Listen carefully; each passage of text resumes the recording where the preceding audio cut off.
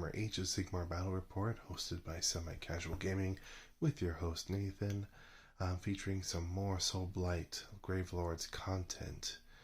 Today we'll be doing a 1,000 point battle report, which on this card table might be a little much, but I'm playing with my Ogors this time, so less models in total, so there's a little more wiggle room. So yeah, we'll go ahead and go over the armies. We'll start off actually with the Ogres since they're on my left. We'll do the challengers, so to speak.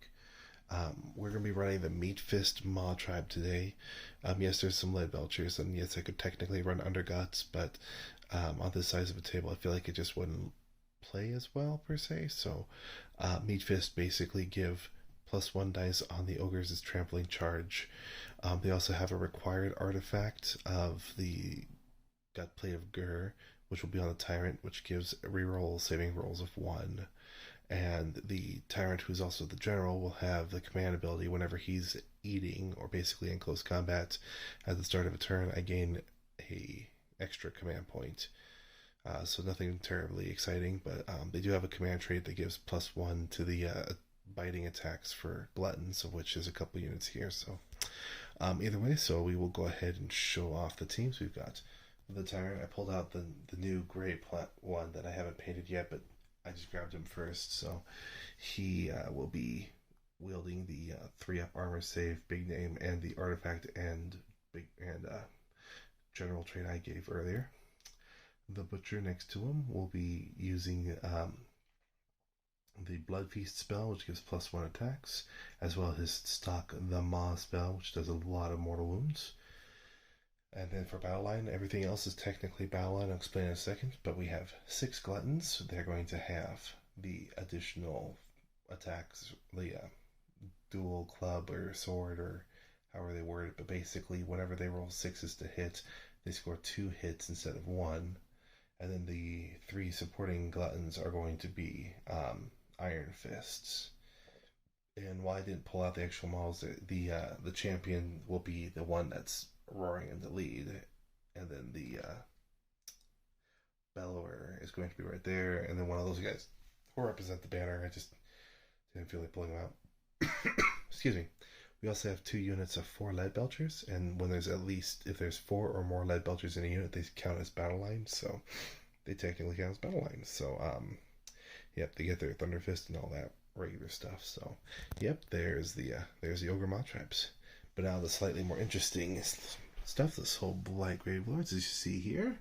In all his great glory, we have Mannfred von Carstein join the battle, bringing the Legion of Night tonight, which basically gives them the first battle round. You have the summonable units, the skeletons and zombies, will have +1 to their saving throws. So, as they're cunning and mischievous, it's called the bait. I will not be using the other command trait or the other class trait, which is basically they get to deep strike anywhere along the edges of the battlefield. So Mannfred will be on the field. He'll be a general, but they kind of have this new rule in the book where if like one of the named characters is a general, then you can declare another leader to be a general as well, and they both kind of count. I guess there's rumors circulating that in 3rd edition of Age of Sigmar coming out soon, that there may be some benefits of having multiple generals on the battlefield. I don't know, so we're just going to kind of roll with it. So while he'll be the general, the Vampirus will become the backup general, getting a Legion of Night command trait. And the one I'm going to give her is the Terrifying Visage, which will give -1 to wound rolls by melee weapons against her, because she's scary to look at, because, she's Elsa. Ooh. And her artifact will be the Shard of Night, which makes missile weapons ignore the rend on the missile weapons. So the lead belchers -1 will do nothing to her. She'll still have her 4-up save. For her bonus spell, I actually didn't pick right beforehand. I think we'll just go ahead and go with the Soulpike one, which is the Spirit Gale, the one that does some mortal wounds depending on what you do and all the effects there. So Necromancer out in the front. Usual overwhelming dread. You're awesome. Mannfred actually gets a bonus spell as well. I will give him the the other debuff from the death mages. I'd have to look it up off the top of my head. I can't remember, but that's okay. So he'll have access to that. He can actually cast 2 spells a turn, and he has a smattering of rules. I mean, he's no Nagash or Archaon, but he has plenty of stuff that he can do that you have to read down this very long list. So either way, he should be able to do well. Here we also have 10 skeleton warriors. Now, yes, I'm playing 1,000 points, but you might be noticing there seems to be severe lacking on the table. That's because I have chosen to take my 2 units of 20 zombies and put them in the graveyard reserves, which basically means that at the end of any movement phase, after, even starting at the first turn, they can pop up from any of the 4 gravestone sites. So one's there, one's there, one is there, and the last one is being stepped upon by an ogre. And as long as I'm more than 9 inches away from enemy units, and wholly within 12 inches of a grave site, I'm not reading it as a mix, so I can't spread out between 2 of them.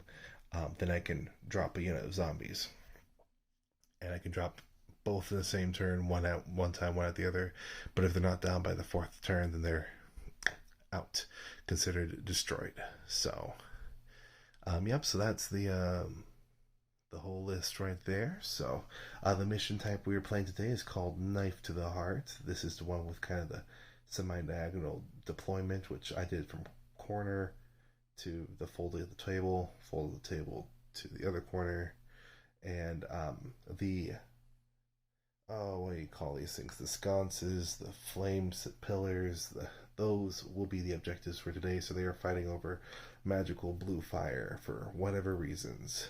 Maybe the ogre's trying to cook with them. Maybe the undead actually know what they're usable for. Either way, that's what they feel like fighting over today because narrative.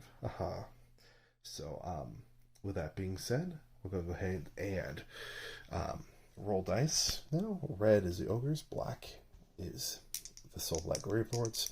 We're rolling to see who gets to go first. By the way, Knife to the Heart, control both objectives before the 5th battle round at any point. Game over. Automatic win for that team. So both sides are going to try to push forward. And strategically speaking, whoever gets to go first is probably going to have a really big advantage just because the undead can actually dump the zombies, or if the ogres go first, they can stream up to block the gravesite, so the zombies have to hang out further back. Because those ogres are going to be playing babysitters all game. So, yeah, we'll see how it goes. Let's see the roll off. And the Soulblight Gravelords get to go first. So, we're going to go ahead. I'm going to do the short term format because I can move a little bit faster and it's kind of late already. So, we're going to go ahead and come back right at the middle of turn 1. Soulblight Gravelords. Alright, middle of turn 1. So, we got a lot of good spells off. We got -1 to hit rolls, the Overwhelming Dread against them. Fading Vigour was the other spell I couldn't remember that Mannfred had.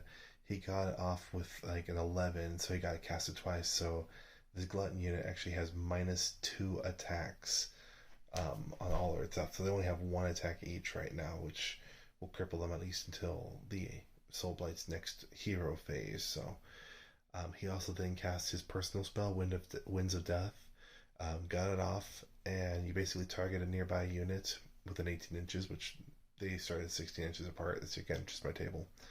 And the that unit and each unit within 3 inches of them, you roll 3 up and you roll deal D3 mortal wounds. And so I targeted the Gluttons again, and I got 3 wounds off on them, 3 wounds on the Tyrant, 3 wounds on the Butcher, 1 wound on the Gluttons, and nothing on them. That black one is for the Overwhelming Dread marker. I then Arcane Bolt from the Vampire to take out the last Ogre, so they've already lost 1 Ogre. And then, so that was pretty successful magic phase. And the Butcher tried to dispel the Overwhelming Dread and failed. So Mannfred moved up, charged in, whiffed really hard. Geist 4 didn't hit at all. The only thing, his sickle hit and 1 of the claws hit. So they did just enough to kill 1 lead belcher. And the other 3 swung back, and his armor save deflected them like nothing. So, unfortunately, kind of a big whiff over there. And since they only lost 1, but they're in close combat, they're bravery 8, so it doesn't matter.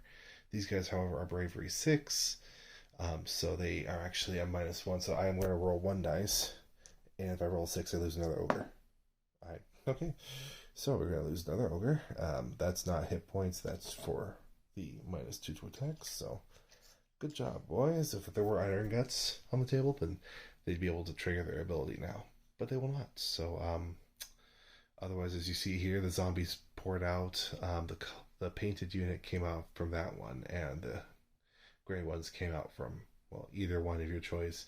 I think you're supposed to only do one per gravesite, but it doesn't really specify. It's just from any gravesite. So either way, they're there. I have a couple in front of the building, but with their placement, that's as close as they get because they have to be at least 9 inches away from enemy units. And characters moved up to support, and the skeletons are going to play babysitter this game. So let's see how the ogres respond, having lost 3 bodies already, which doesn't sound like a lot, but when you're ogres, you don't have that many to spare. So let's head to bottom of 1, Ogor Mawtribes. Okay, bottom of 1. The ogres moved up. The 5-pack of Gluttons charged into the painted zombies, and well, since they were reduced to only 1 attack each, they only killed a few zombies, but their bites proved to be pretty successful as well. So they managed to knock out 8 zombies in total. They returned fire. However, the zombies did like 4 mortal wounds, and the painted ones did 4 mortal wounds, and at the end of the combat phase rolled 2 up and pulled the zombie back. Lead belchers whiffed. I think they killed. I know they killed 2 of the zombies, and then there's another 6 killed by the Gluttons. But the new Restless Dead or Torn Down Drag Apart rule for the zombies is they have a 6-inch pile and can be activated if they're within 6 inches of an enemy unit. And so they were actually within 6 inches of both the Gluttons and the Butcher over here. I'll get to that side in a second, but I chose to try and overwhelm these guys and see if we can't put some more smackdown on them before they get their attacks back. Over here, the Tyrant and the Butcher charged in, and they actually popped 3 mortal wounds through on Mannfred. He has armor of Tempelhof, which negates a wound, so he actually technically suffered 4 mortal wounds, but he ignores the first wound or mortal wound each phase, so that just kind of gave him another hit point back. Seeing that he was starting to get overwhelmed, he used his trigger ability, which is the Mortark of Night, which at the start of the combat phase, you can, if you're within 3 inches of an enemy opponent or an enemy unit, he can fall back to being more than 9 inches away from any enemy units anywhere on the table. This is really handy on a big table. Obviously, mine is not, so he just kind of popped back to where he could fit. And yeah, so they all got left stranded, but if the ogres get to go first next round, they'll have some big, wide open opportunities over here, so we'll see how that goes. So, yeah, zombies lost 8 models overall, and so I used a command point with the Necromancer to keep them in play. So I don't need to risk losing any more guys right now. I don't want to lose them quite yet. So, with that being said, we're going to go ahead and roll dice and see who goes first in the next battle round, or who chooses to go first. And of course, black will win ties. Alright, well, Soulblight will get to go again. We'll come back in middle of turn 2. Soulblight Gravelords. Alright, so middle of turn 2, a lot of action here. Spells actually whiffed. I didn't roll very well this round, except for I got Van Hells off onto the gray zombies. I chose them over the painted ones because there was more of them, so I figured they get more attacks in. But Mannfred charged in, and Tyrant got to fight him first and actually took off a couple more wounds on him. But he managed to fight back and do just barely enough to kill him. Again, he's just kind of whiffing. He's not doing as much damage as I would like to see it. However, he regenerated his 1d3 wounds for killing an enemy model. And so he got 1 wound back. And then Geist for his sword actually did a wound, so he technically, since that Tyrant was slain or any model was slain, everyone within 12 inches got +1 attack. But like a derp, I actually had my vampiress fight first, and she actually did enough to wound them. I also, at the beginning of the command or the beginning of the combat phase, I triggered Mannfred's ability to give a +1 to hit and wound rolls to all friendly units within 12 inches. So she was hitting and wounding on twos, so she just did enough to take out the butcher. Um, Gluttons fought back though, killed, was it 5, 6 more of them? Um, However, they lost another guy, or actually, no, they actually only lost 3 wounds between all their attacks, and yeah, so they are fading very quickly. So the Necromancer shifted over to be in a better area to buff the zombies and such, and otherwise, yeah, the 2 ogre characters are now dead, and Mannfred is only a quarter of the way down. So we'll see if how the ogres do in the bottom of round 2. All right, more carnage on the field. The ogres punched back and punched back actually pretty darn hard. The combined effort of their guns and charge and the Gluttons punching killed off the painted zombie unit, so that unit's completely out. At least for now, assuming the Endless Legions don't trigger later, but we'll see.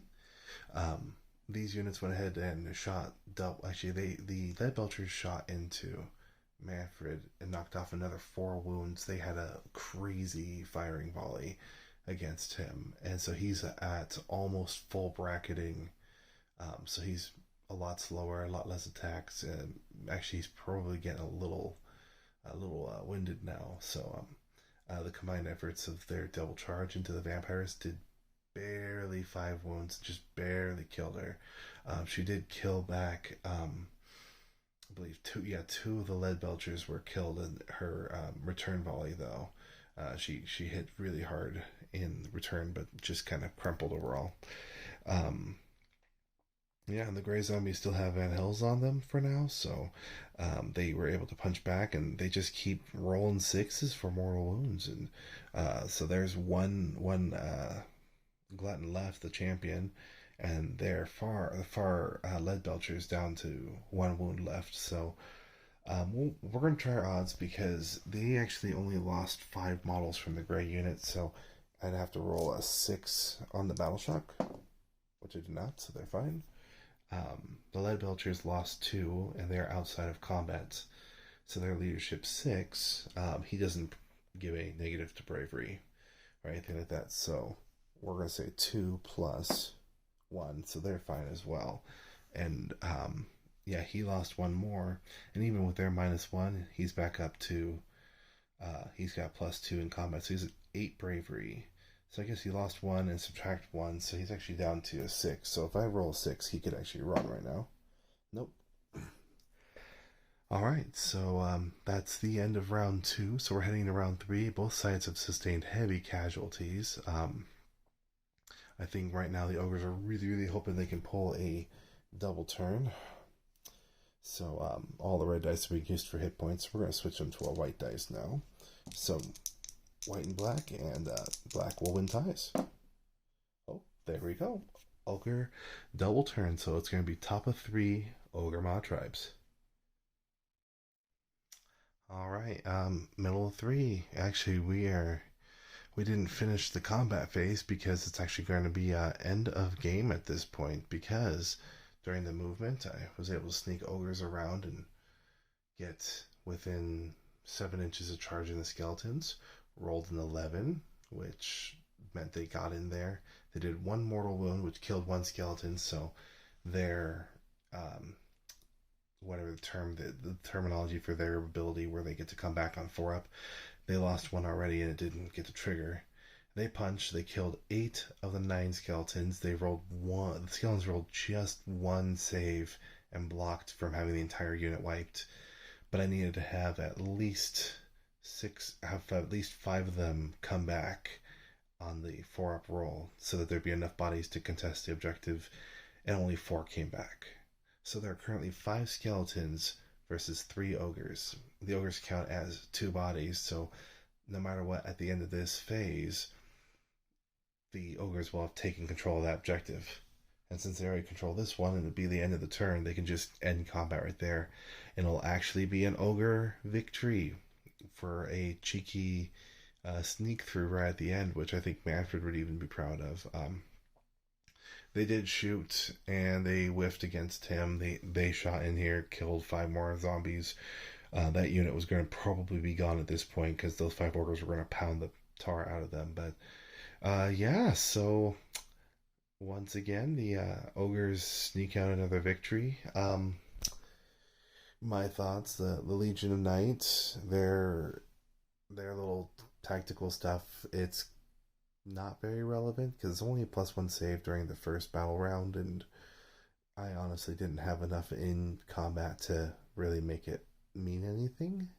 So I mean, it's fun again to bring Mannfred, but even I kind of consider him to be the probably the most attacky of the 3 Mortarks, of the Abyssal Mortarks. Now that there's 2 other Mortarks floating around, literally. Anyways, I see him as probably the one with the most punch, with the big sword that can heal and give most attacks, and the glaive and all that stuff, and he didn't punch. I'm going to blame my dice rolls for that for the most part. Plus, I mean, ogres are just kind of hard to munch through for undead because they have so many wounds, and a lot of like the zombies.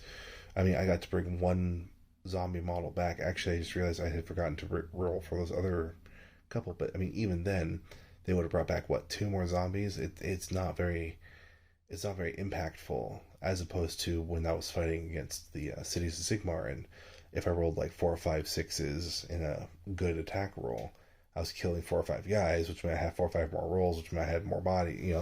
The ogres really, I feel like, are a really tough matchup for the undead, and the fact that they're just so fast, and I left a gap in my lines, which allowed for the ogres to sneak past and crush the skeletons from behind. So well, that's the full game, folks. I hope you guys enjoyed it. Please like, comment, subscribe.